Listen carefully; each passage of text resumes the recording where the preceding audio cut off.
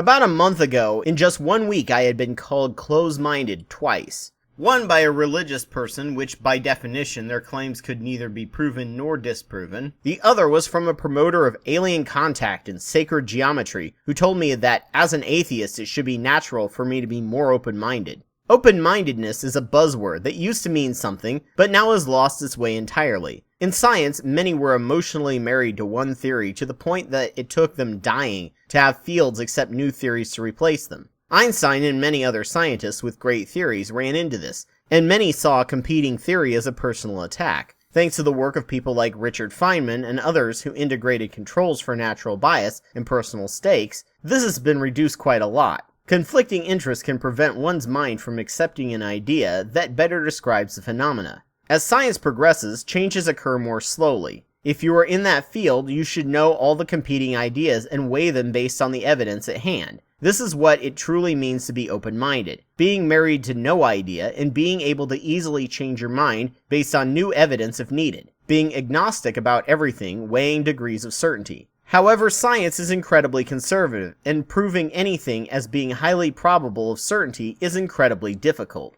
And the more extraordinary the claim, the more extraordinary the evidence must be. If there is insufficient evidence, you should always take the null hypothesis, or I don't know. If you're not in a field, you should be even more agnostic about a subject, or you seriously run the risk of the Dunning-Kruger effect, mostly because you have only read a Cliff's Notes version of the subject and don't know what you don't know about it. The best you can do as a non-expert in the field is to study it and the consensus and disseminate it to the public in a way they can understand, something which upper-level scientists are often bad at doing. The second you step outside of this, you're no longer being open-minded, you're being intellectually dishonest. You are demanding belief without sufficient study or evidence of yourself and others, and this mindset creates and promotes gullibility to any bad idea out there.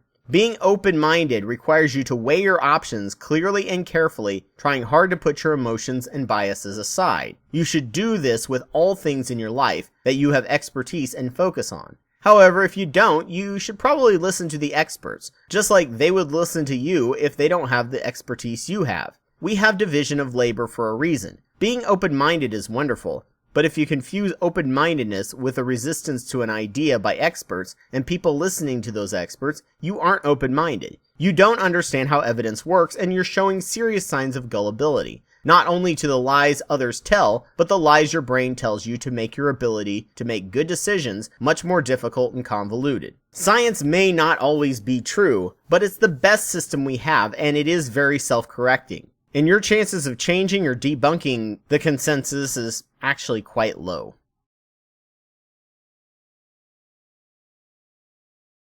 Hello there, thank you folks for sticking with me all these years. I just wanted to remind some of you newer viewers that I have done a few holiday videos, one on the war on Christmas and how Christmas is actually pagan, and one on a character that I play that some of you may not be familiar with named Youth Pastor Jack Childenhoff, from back when the channel was mostly focused on religion and atheism. I make a complete fool of myself, and the Christmas special is a collaboration with fellow YouTubers. If you like it, I have a playlist specifically of him, and I have 2 script ideas, but I've gotten seriously out of practice in performing in front of the camera. Though come March, with my new series on skepticism requiring camera performances, I might bring him back as well. Once again, thank you all for watching. A special thanks to EnderX for subscribing on Patreon, and to all of you a big happy holidays however and whatever you decide to celebrate this time of year.